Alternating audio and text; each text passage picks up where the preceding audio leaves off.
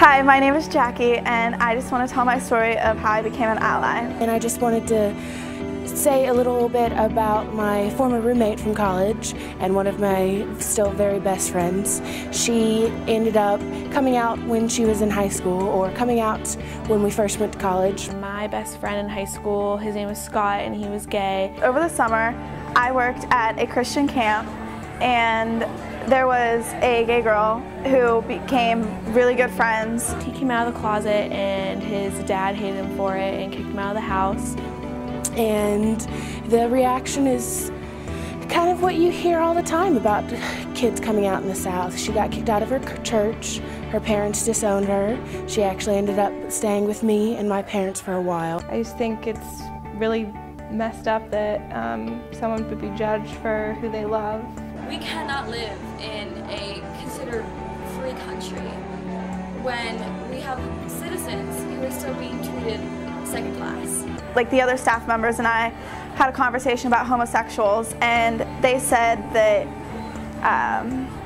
they didn't deserve their respect. There's always going to be those people that are assholes and that are just like, oh, you're gay, you're a bad person, blah, blah, blah. If someone is bullying you, you should tell someone, because it's not right.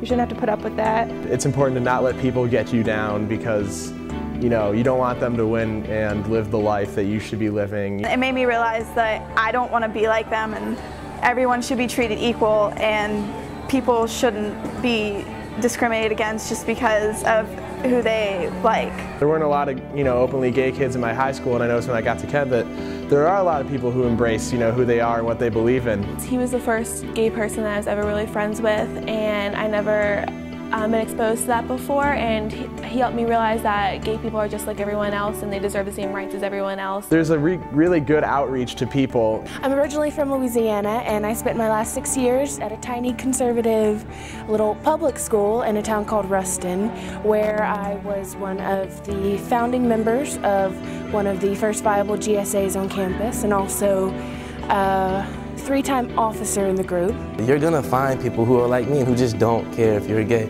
or who's like, oh, you're gay? Cool, come be with me, you're my friend now. I think the reason to stay hopeful is simply, if for nothing else, to just continue to fight for the right to just be yourselves.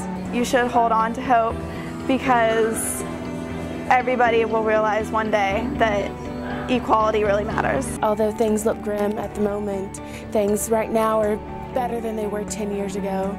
And even 10 years ago is better than it was 20 years ago. There's a huge world out there that you have yet to see, and everybody's looking forward to seeing you in that world, so it gets better.